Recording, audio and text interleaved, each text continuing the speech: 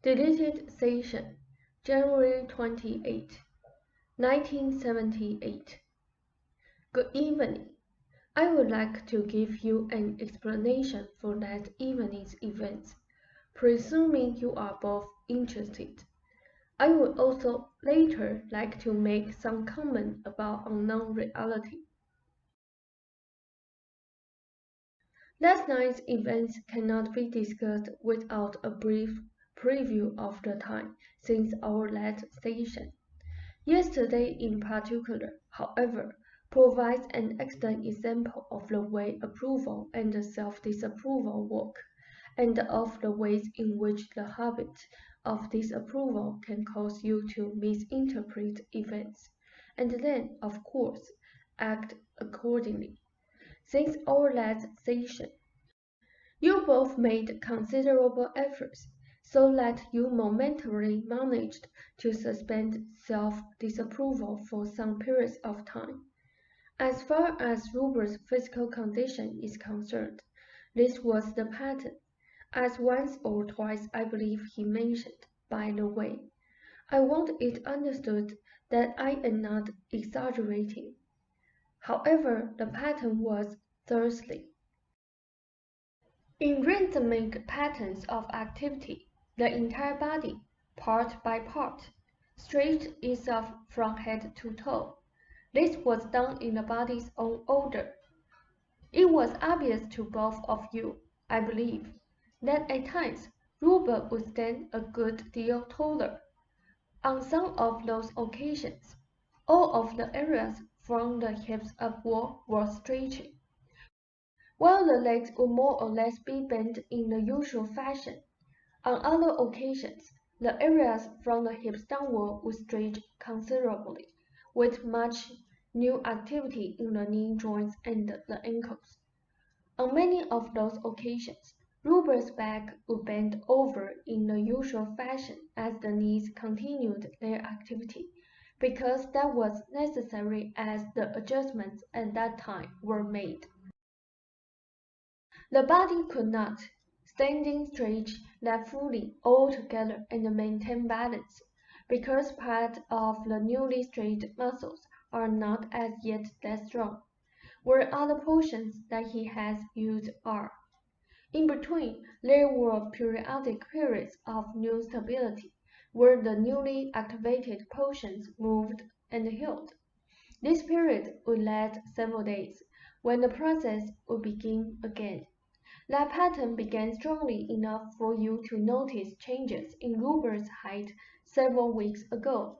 That week, however, keeping approval in mind, the process was activated further. Rupert managed to stop worrying for a while, except for a few lapses, and you yourself made strides also there, and met your own challenges. The room exercises and the yawning in particular also helped. By yesterday, several new and significant changes appeared.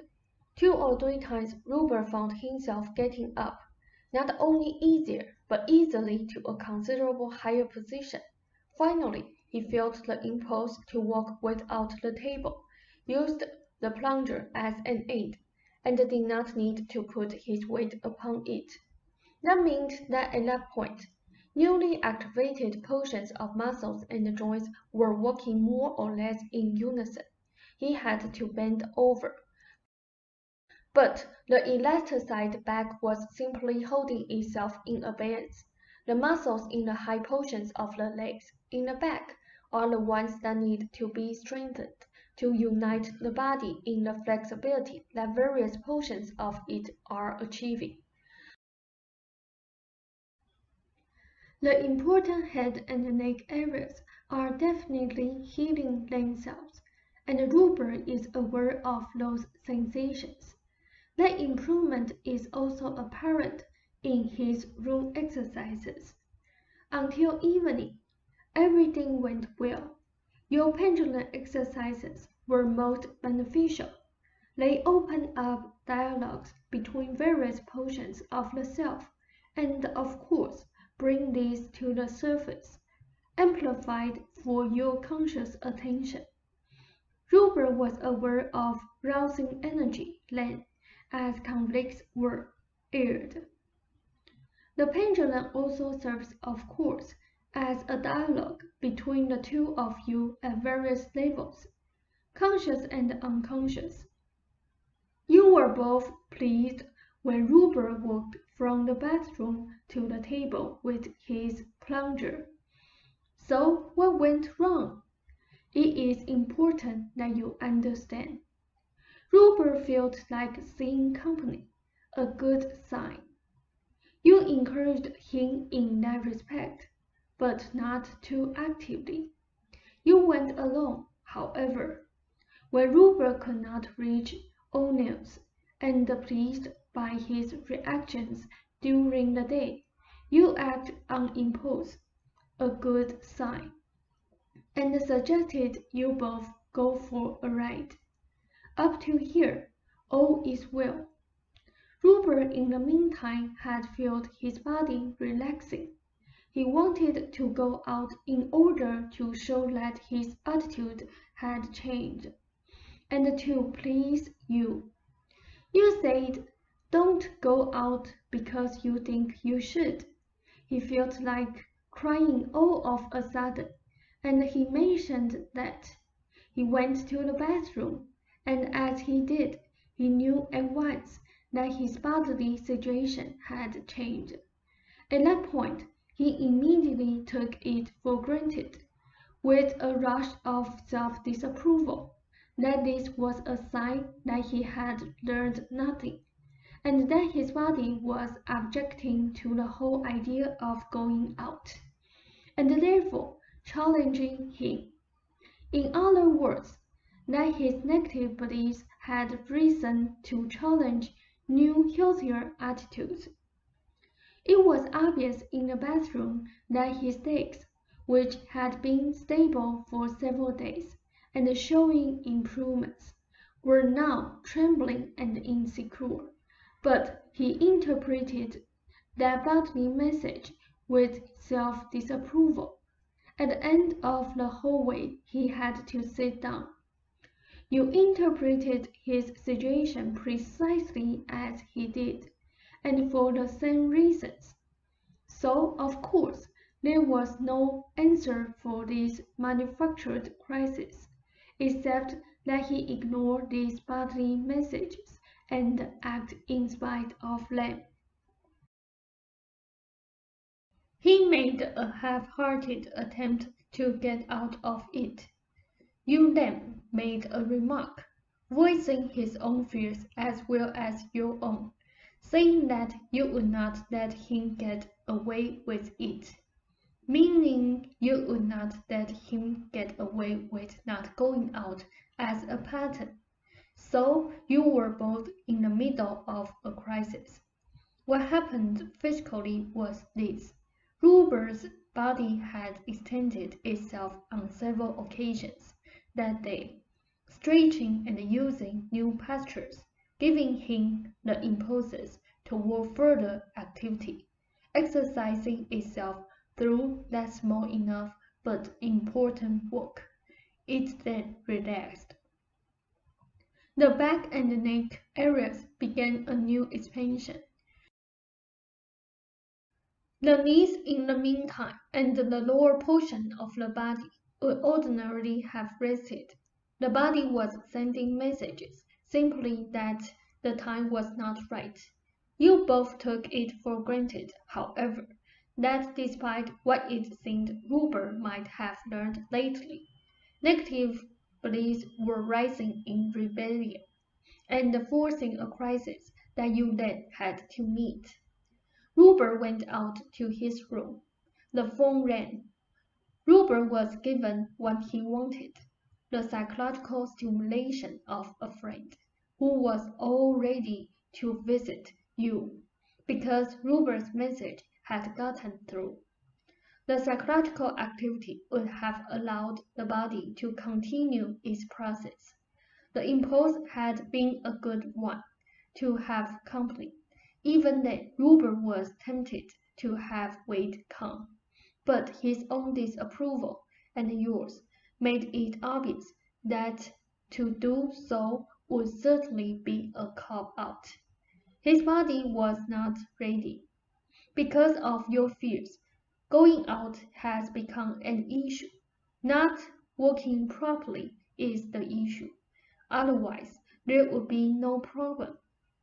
You were pleased when Rupert walked across the floor with his plunger without the table, yet both of you expected him to walk down steps, small as they are, and walk around the car in the garage without his table, or there is something wrong.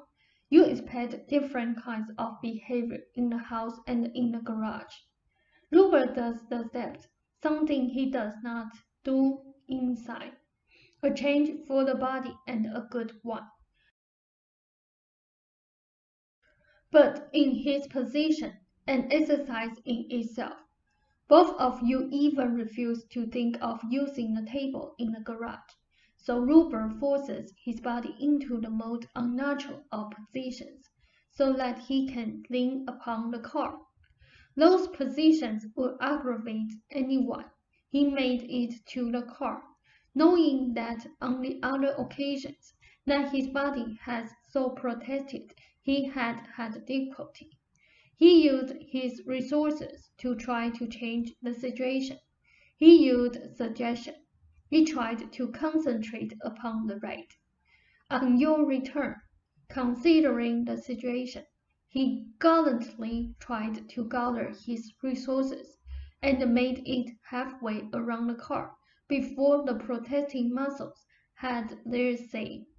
The newly activated areas of the day repeated that they were being overworked, and they pulled other muscles with them.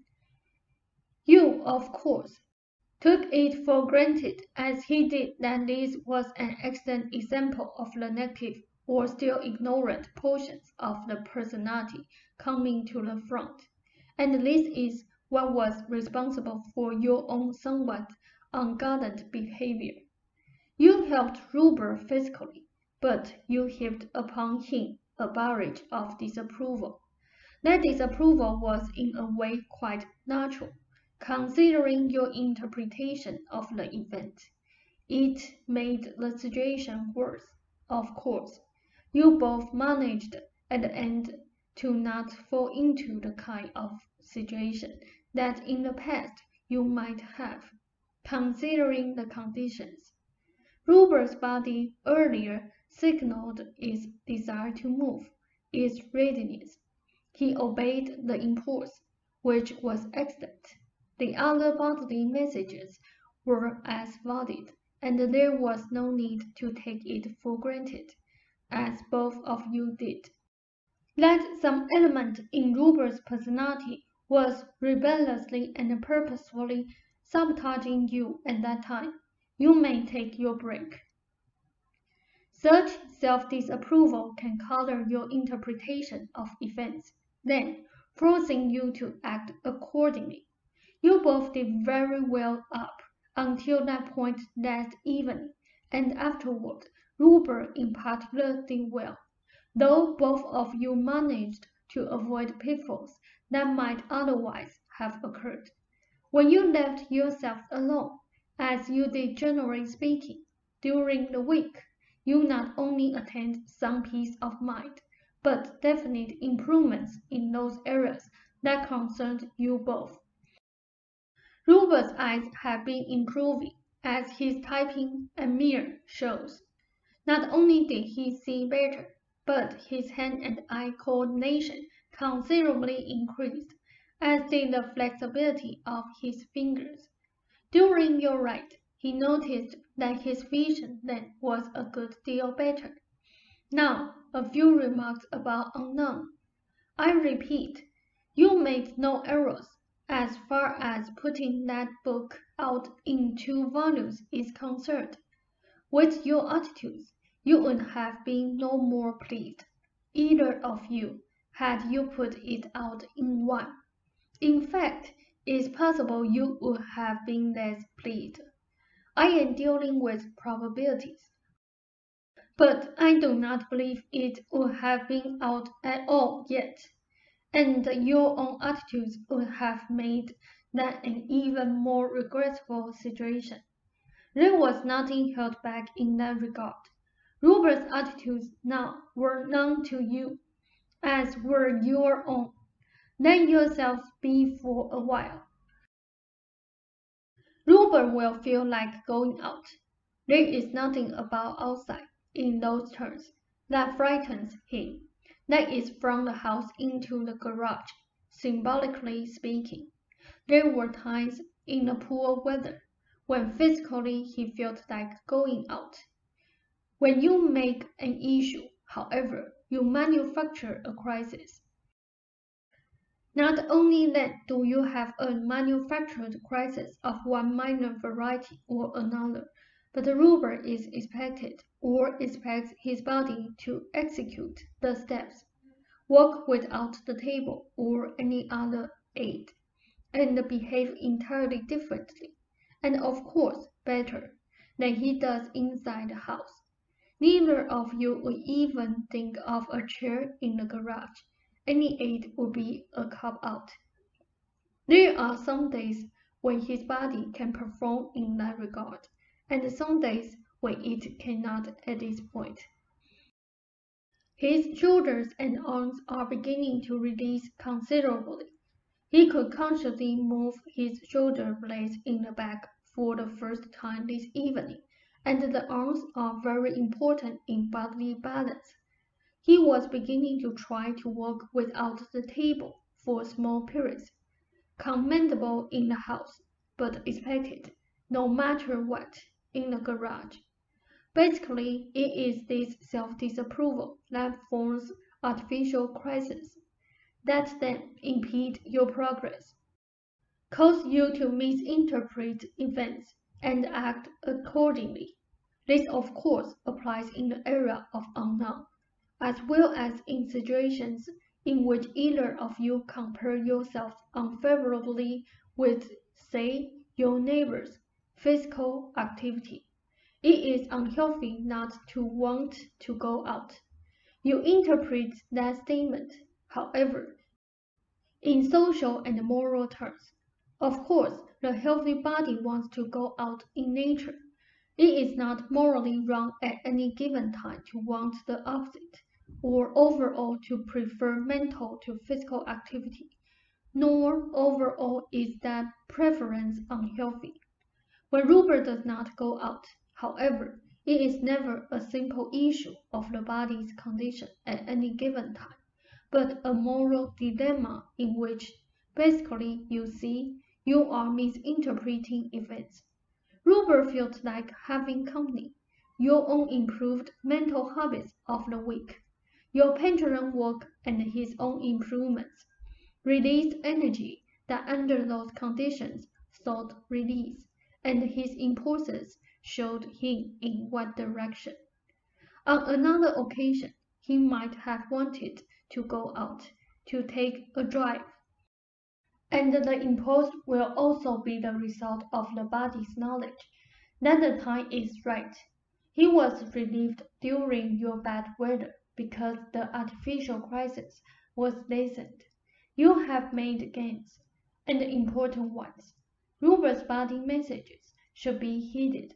He needs them if they follow your ideas of improvements. If not, you both take it for granted that the body is not in the middle of a process, but that some immediate challenge exists. The disapproval forces you to make a pattern in which the improvements become insignificant rather than significant. You could not understand the body's performance that evening because you took it for granted and without question that some portion of Rupert was challenging other portions. A mirror is a delight. Your own painting is showing definite advances. If you want challenges, learn to challenge your self-disapproval and to question those beliefs that you take for granted as truth. No part of Rupert rose in rebellion last evening to defy either of you. Self-disapproval always takes resistance for granted and sees it at every turn, therefore, of course, leading to battles of one kind or another. I do not blame you for wishing that Rupert's table were not necessary, but he is showing signs that he will be able to dispense with it. I do not blame you for wishing he did not need a stool and a sink, but that area has no conflict now. And the Thursday he had an impulse to do the dishes without it. Yet aids in the garage also were considered cop-outs. His bedroom behavior is not only good, but even with the various reasons mentioned, has shown improvement. His grip is stronger. Last night's experience could, and in the past would, have severely set you back, because then your self-disapproval simply would have been deepened. You are therefore to understand what I am saying, and not to further disapprove of yourself or your reactions, but to be pleased with your additional knowledge, for that will enable you to look at events with clearer eyes. Now I bid you a very fond good evening. Ralph said, "Thank you," said, "Good night."